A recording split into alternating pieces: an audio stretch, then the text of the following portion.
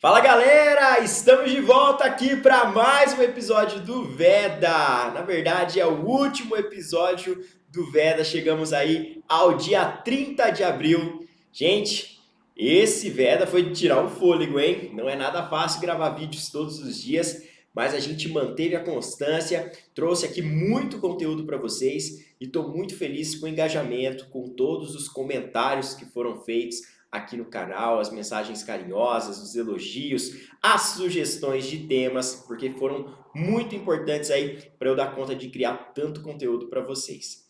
Gente, hoje eu vou atender também a pedidos, nós vamos pegar e revisar o crime de homicídio e algumas questões incidentais que vão tocar ao crime de homicídio, né? Quando a gente faz a análise do artigo 121. Não dá para ignorar alguns pontos, por exemplo, de teoria da norma e teoria do delito. Vamos juntos então resolver aqui umas questões sobre homicídio? Vem comigo então na tela, bora lá!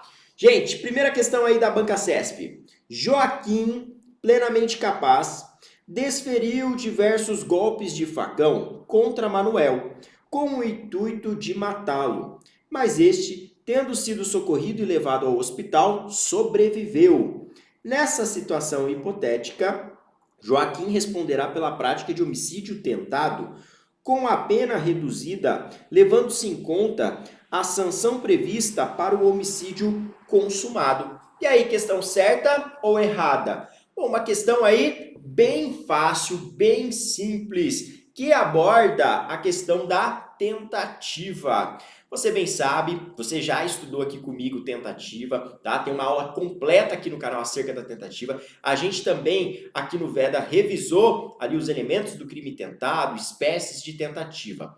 Nesse caso aqui, é correto afirmar sim que haverá responsabilidade pelo homicídio tentado e que nós vamos considerar a pena do consumado reduzida de 1/3 até 2/3, tá bem? É isso que você encontra lá no artigo 14, no inciso 2º e também no parágrafo único desse dispositivo que eu acabei de mencionar. A questão está perfeita. A questão está perfeita. Aqui, por circunstâncias alheias à vontade do agente, não ocorreu a consumação, porque ele foi prontamente socorrido, levado ao hospital e sobreviveu. Tudo bem? Bom, dá pra gente pegar aqui, ó, e trabalhar algumas variações desse exemplo. Eu tive comentários aqui no canal que me pediram assim, professor, revisa concausas. Nós temos aqui também no canal uma aula completíssima sobre concausas, onde a gente examina o nexo de causalidade também. Gente, eu poderia pegar e desdobrar esse exemplo aqui de outra maneira. Vamos imaginar que, nessa situação, pensa aqui comigo, o Joaquim, ele desfere os golpes de facão no Manuel.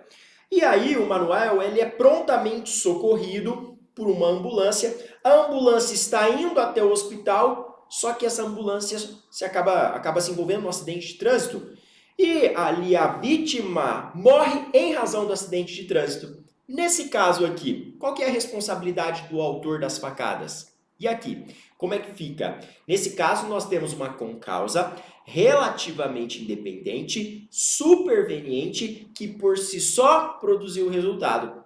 Nesse caso, você vai ter aqui o quê? Então, a responsabilidade por homicídio tentado, tá bem? Agora, você vai ter que tomar cuidado que, se por exemplo, a vítima é prontamente socorrida, é levada até o hospital e no hospital ela, por exemplo, ali sofre infecção hospitalar e vem a falecer, vai variar aqui a responsabilidade penal. Sabe por quê? Porque diante da infecção hospitalar, nesse caso, olhando ali para a conduta principal, nós vamos ter o seguinte contexto, de uma concausa relativamente independente, que foi superveniente, mas que não por si só produz o resultado. Era um evento aqui previsível. Nessa questão, então, é correto afirmar que a responsabilidade do autor se dará por homicídio consumado. Tudo bem? Então, com isso, a gente faz uma rápida revisão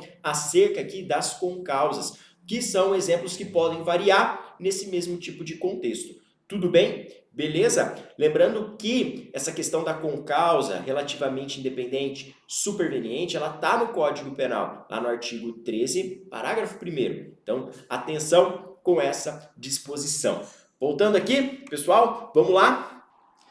Alex agrediu fisicamente seu desafeto Lúcio, causando-lhe vários ferimentos, e durante a briga decidiu matá-lo, efetuando um disparo com sua arma de fogo, sem contudo acertá-lo. Nessa situação hipotética, Alex responderá pelos crimes de lesão corporal em concurso material com a tentativa de homicídio.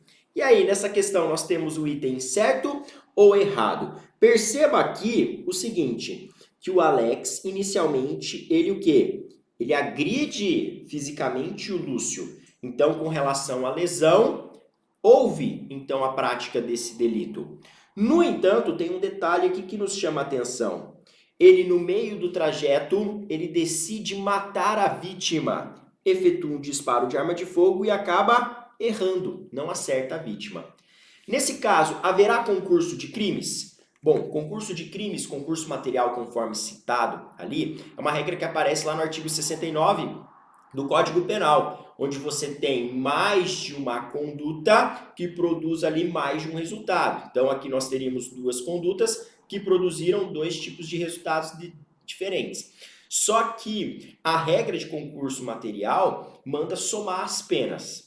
Acontece que, na verdade, não é pela via do concurso de crimes que nós vamos resolver esse problema. Aqui nós temos uma típica situação que aparece lá dentro da teoria da norma, quando a gente estuda conflito aparente de normas. O princípio que rege esse tipo de situação é o princípio da consunção. Aí você vai ter que se recordar que o crime de lesão, nesse tipo de contexto, ficará absorvido pelo crime de tentativa de homicídio. Então, só haverá tentativa de homicídio. Então, não haverá concurso de crimes. Essa situação aqui é uma das variáveis que pode ocorrer em razão da aplicabilidade do princípio da consunção. Tecnicamente, aqui nós temos um típico exemplo de progressão criminosa. Significa dizer que eu tinha um dolo inicial, que era de lesionar, só que no meio do caminho eu substituo o meu dolo e decidi matar, entendeu? Então, aquele meu dolo que era de causar um dano à integridade física foi substituído pelo dolo ali de matar. Nesse caso, eu só vou responder pelo crime fim. O crime meio, que seria a lesão, fica absorvido pelo crime fim, tá bem? Que no caso aqui é mais gravoso. Percebeu então que não haverá, nesse caso, concurso de delitos? Haverá unicamente responsabilidade pela tentativa de homicídio, porque justamente nessa situação aqui, nós temos a progressão criminosa, tá bem? É uma hipótese de progressão criminosa que nada mais é do que uma situação onde a gente vê a incidência do princípio da consunção.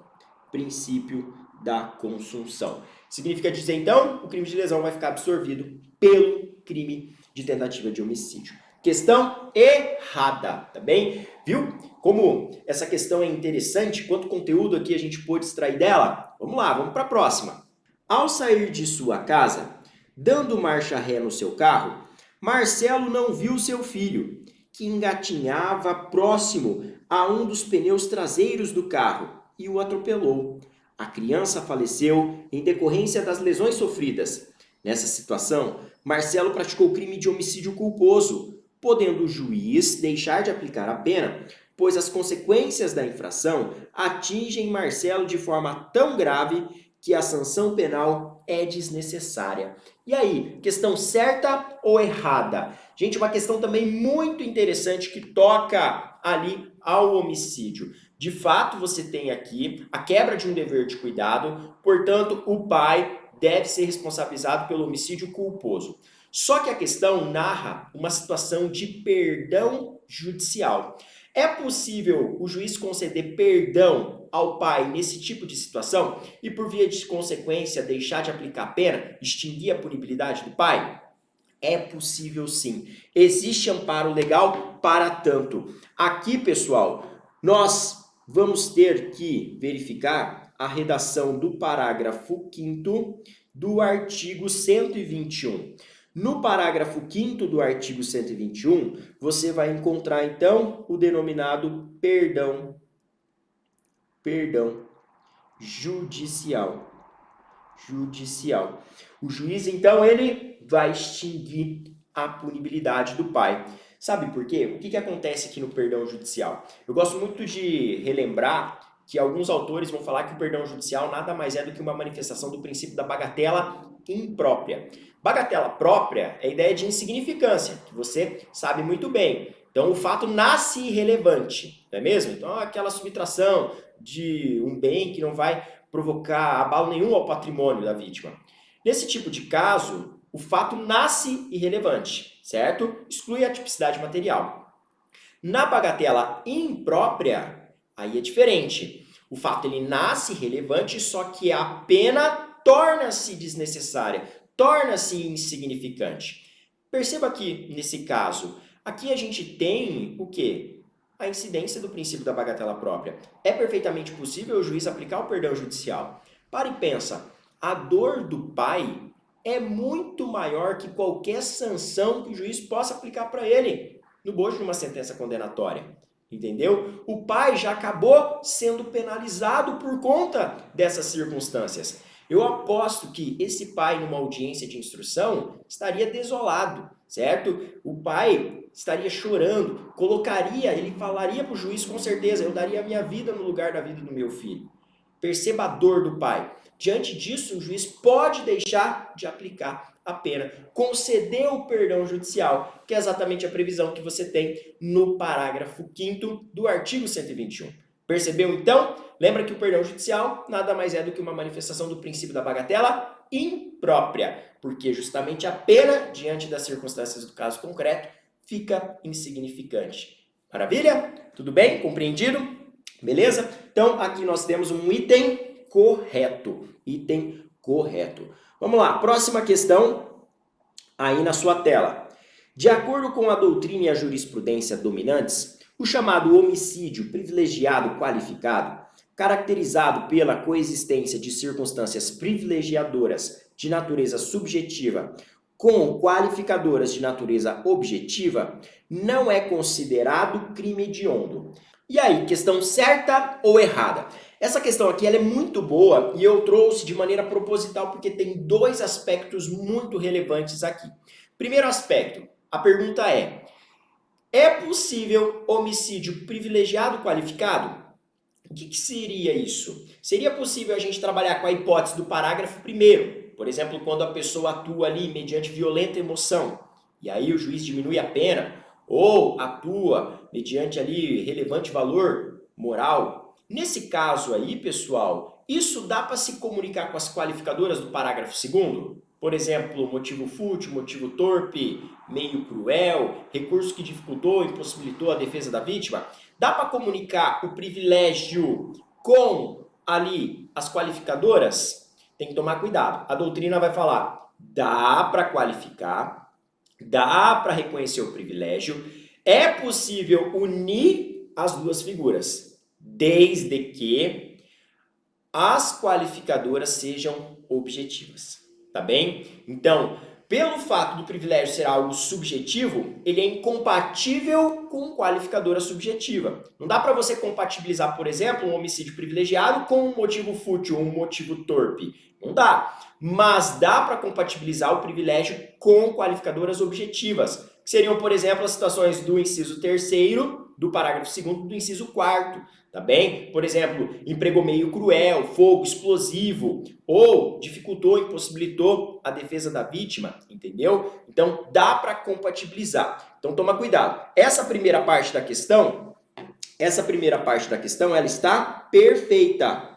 Essa primeira parte da questão está perfeita, porque, sim, existe o homicídio privilegiado qualificado, desde que a circunstância que evidencia o privilégio se comunique com qualificadora de natureza objetiva. Maravilha?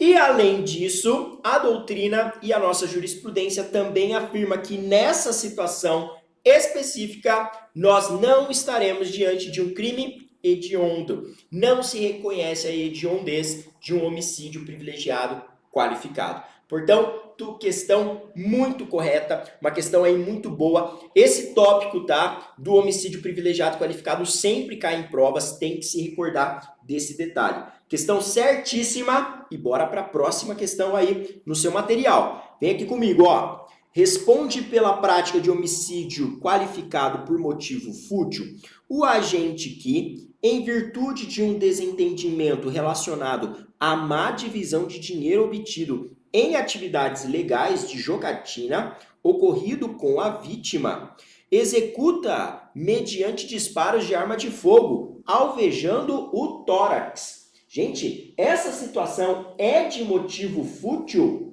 Essa situação não é situação de motivo fútil, tá bem? Não é situação de motivo fútil. Motivo fútil é motivo insignificante, tá bem? Não é situação de motivo fútil. Aqui você tem um típico exemplo de motivo torpe. Motivo torpe. O que é o motivo torpe? Motivo torpe é aquele motivo vil, tá? Repugnante, abjeto, tá bem? Então, você não tem aqui um motivo insignificante, tá? Uma reação desproporcional. É situação de motivo torpe. Outro exemplo de motivo torpe que é muito comum na prática é aqueles homicídios que ocorrem por briga de facções. Você tem lá disputa por pontos de drogas, aí o sujeito vai e mata o outro. Opa, isso é um motivo torpe, repugnante, vil, tudo bem? Então, toma cuidado com isso. Questão errada. Questão errada. Próxima questão aí, tocando a qualificadoras. O crime de homicídio cometido com emprego de asfixia é qualificado? E aí, asfixia qualifica o homicídio? Perfeito. A asfixia é sim uma situação que vai qualificar o crime de homicídio. Isso aparece lá no artigo 121, no parágrafo 2º, no inciso 3º, tá bem? Então, a asfixia aparece ao lado do emprego de veneno, fogo, tortura, entendeu? Então, tem lá a asfixia. Essas qualificadoras, aprofundando aqui a temática, elas são qualificadoras de ordem objetiva. Objetiva. Qualificadoras de ordem objetiva, tá bem? Então, toma cuidado com esse detalhezinho aqui. Inclusive, se a gente for relacionar isso ao homicídio privilegiado qualificado, esse tipo de qualificadora pode se comunicar, tá bem? E lembra também o que é uma qualificadora. Por que o crime a gente chama de qualificado? Quando você tiver uma circunstância dessa maneira aqui, perceba que a pena do delito, tanto a mínima como a máxima, elas dão um salto, tá? Se você olhar para o caput do artigo 121, lá, matar alguém, tem lá reclusão de 6 a 20 anos. Se é a hipótese do parágrafo 2º, de qualificadora, a pena dá um salto. Ela passa a ser de 12 a 30 anos. Então, toda vez que você tiver uma situação que eleva a pena mínima e máxima, mudando de patamar, isso é uma qualificadora. Por isso que a gente trata dessa maneira aquelas situações do parágrafo 2º do artigo 121.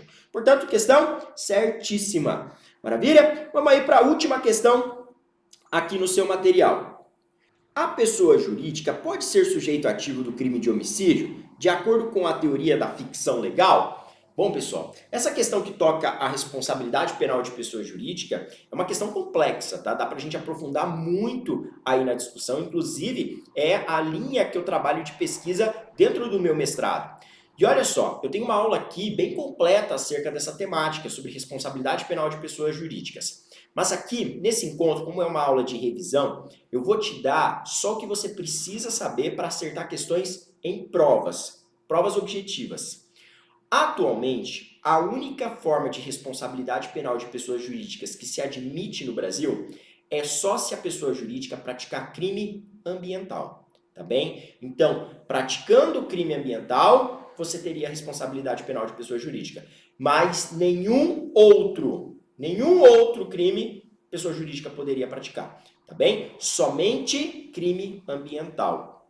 Isso porque a Constituição ela consagra a responsabilidade penal da pessoa jurídica, não é mesmo? Você tem lá no artigo 225, no parágrafo 3º, a indicação de que pessoas físicas e jurídicas podem responder penalmente pela prática de delitos ambientais. E existe uma lei que cuida dos crimes ambientais que traz a responsabilidade penal da pessoa jurídica, a Lei 9.605 de 98. Tá bem? Então tem que tomar cuidado com esse detalhe. Para fins de prova, pessoa jurídica só pratica crimes ambientais. Dá para aprofundar essa temática, professor? Dá para aprofundar muito, porque na doutrina você vai encontrar uma grande discussão a respeito disso. Como que pessoa jurídica pode praticar crime? Se ela não pensa, ela não tem braço, ela não tem perna. Quando você pensa em direito penal, você pensa o quê? Prisão. Não pensa em prisão? Como é que você prende uma pessoa jurídica? Então tem várias questões problemáticas dentro do eixo temático da responsabilidade penal da pessoa jurídica. Mas aí eu te recomendo uma aula própria para isso. Para fins de prova, lembra, prova objetiva, só crime ambiental. Pessoa jurídica só pratica crime ambiental. Fácil? Com isso, pessoal, então a gente assinala aqui que essa questão está errada. Questão errada. E assim fechamos esse nosso grande desafio que foi o VEDA, postar vídeos todos os dias no mês de abril. Não foi uma tarefa fácil, mas foi muito gratificante. Eu estou muito feliz com o alcance, com a repercussão, com o crescimento do canal, porque o canal cresceu bastante aí durante esse último mês. E principalmente eu quero agradecer você aí que tem me acompanhado, tá? Eu faço isso aqui com muito carinho, eu me dedico muito aqui para entregar o melhor conteúdo para vocês, de coração. No próximo mês vamos dar continuidade, né, ao nosso projeto, vamos continuar fazendo aulas, eu quero também fazer aulas ao vivo aqui com vocês no canal e vai dar tudo certo, tá bem? Então, vou continuar ajudando muito vocês aí na preparação para concurso, exame de ordem, também para quem está na graduação, para reforçar os estudos, né, para ir bem na semana de provas ou na prova da graduação, eventualmente um trabalho, ou também profissionais, porque eu sei que tem muitos advogados aí que têm me acompanhado e eu fico muito feliz, muito honrado. Pessoal, um forte abraço para vocês e até a próxima aula aqui no meu canal. Valeu!